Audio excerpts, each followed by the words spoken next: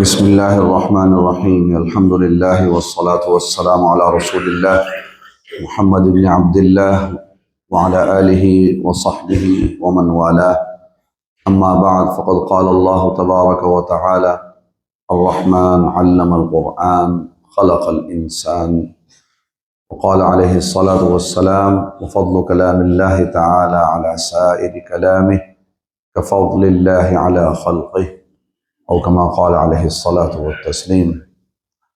یہ ماشاءاللہ پر نور محفل دیکھ کر دل کو الحمدللہ بہت سرور ہوا، اور خاص طور پر جو دن کے ارد گرد کے رہنے والے رہائشی حضرات ہیں، اور واقعتاً جیسے اس مسجد کا ماحول نظر آ رہا ہے، اگر ہمارے شہر کی تمام مسجدوں کا اسی طرح ماحول جڑنے والا اور علماء سے تعلق رکھنے والا ہو جائے تو یقین کیجئے ہمارے سارے کے سارے مسائل مساجد ہی سے حل ہو سکتے ہیں، اور ہمیں در بدر کی ٹھوکریں کھانے کی قطعاً ضرورت نہیں رہے گی۔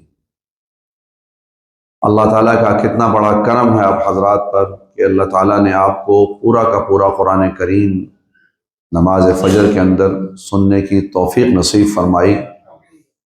حدیث پاک میں پیغمبر علیہ الصلاۃ والتسلیم نے ارشاد فرمایا کہ جب اللہ تعالیٰ نے آسمان و زمین کی پیدائش سے 2000 سال قبل سورہ طٰہٰ اور سورہ یاسین کی تلاوت فرمائی، فلما سمعت الملائکۃ، فرشتوں نے جب اللہ تعالیٰ کی اس مقدس کلام کو سنا تو کیا جملہ ارشاد فرمایا کہ طوبیٰ لأمۃ ينزل ھذا علیہا، خوش نصیب ہے وہ امت جس پر یہ کلام الہی نازل کیا جائے گا۔ طوبیٰ لألسنۃ تتکلم بھذا، خوش نصیب ہیں وہ زبانیں جو اس کو پڑھیں گی۔ طوبیٰ لأجواف تحمل ھذا، خوش نصیب ہیں وہ سینے جو اس کلام مقدس کو اپنے اندر سمو لیں گے۔ تو جیسے آپ حضرات کے لیے بہت بڑی خوش نصیبی ہے اور مبارکبادی کی بات ہے کہ اللہ تعالیٰ نے آپ کو اس کلام مقدس سننے کی، اور اس کا کتنا بڑا فائدہ ہے، کتنا بڑا فائدہ ہے۔ جس طرح اس کلام مقدس کو سننے کے ایک ایک حرف پر 10 نیکیاں ہیں، اسی طرح سننے پر بھی اللہ تعالیٰ کا فضل و کرم شامل حال رہتا ہے۔ تو آپ اندازہ لگا لیجئے کہ سورۃ الفاتحہ کے صرف الفاظ ہی آپ اس پہ غور کریں تو ہزاروں نیکیاں بن جاتی ہیں۔ تو یہ اللہ تعالیٰ کی بہت بڑی کرم نوازی ہے۔ علماء نے لکھا ہے کہ در حقیقت یہ کلام جو ہے یہ اللہ تعالیٰ کے ساتھ گفتگو کرنے کا ایک بہترین ذریعہ ہے۔ در سخن مخفی منم چون بوئے گل در برق گل، ہر کے دیدن میل دارد در سخن بیند مرا۔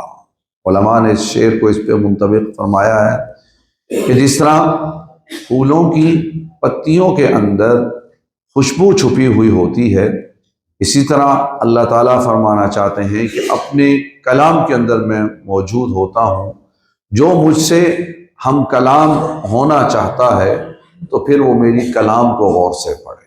اللہ تعالیٰ کی کلام کو پڑھنا در حقیقت اللہ تعالیٰ سے گفتگو کرنا ہے۔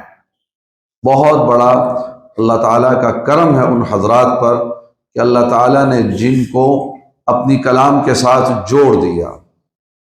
میں نے جو آپ کے سامنے جس آیت کا انتخاب کیا، سورہ رحمان کی جو پہلی 3 آیتیں ہیں، غور کرنے کی بات ہے کہ دنیا میں ترتیب تو کچھ ایسی ہوتی ہے کہ انسان کی تخلیق پہلے ہے اور تعلیم بعد میں ہے۔ پہلے انسان پیدا ہوتا ہے، اس کے بعد اس کو تعلیم سے آراستہ اور پیراستہ کیا جاتا ہے، لیکن یہاں پر اللہ تعالیٰ نے ترتیب کو الٹا کر کے مجھے اور آپ کو سمجھایا کہ الرحمن علم القرآن، جس رحمان نے قرآن کی تعلیم دی، پھر فرمایا خلق الانسان، انسان کو پیدا کیا۔ اللہ تعالیٰ اشارہ یہ فرمانا چاہتے ہیں کہ اصل انسان کی تخلیق سے مقصود علم قرآن ہے۔ جس انسان کو علم قرآن نصیب نہ ہو تو وہ اپنے آپ کو بڑا بنا سوار کے رکھ رہا ہے، اپنے آپ کو بہت باکمال سمجھ رہا ہے، لیکن اللہ تعالیٰ کی نظروں میں سمجھ لیجئے کہ وہ تخلیق ہی کے قابل نہیں ہے، جو اللہ تعالیٰ کی اس کلام مقدس کی تعلیمات سے یعنی کہ اپنے آپ کو مزین کرنے کے بجائے وہ اس سے یعنی کہ اپنے آپ کو دور کر لے۔ تو اصل چیز قرآن کریم میں یہ سمجھائی جا رہی ہے کہ اصل تعلیم قرآن ہے، اصل تعلیم قرآن ہے۔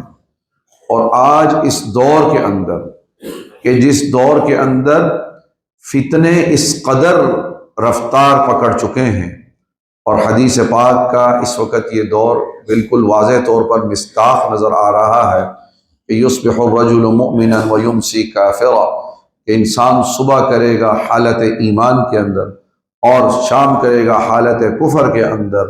آج آپ کے سامنے میڈیا کا یہ دور اور میڈیا کی یہ اور فتن قسم کی یلغار اور میڈیا کے ذریعے جو ایمان کے ڈاکو موجود ہیں، جو ہماری نسلوں کے اور ہمارے ایمان کو چھیننے کے درپے ہیں۔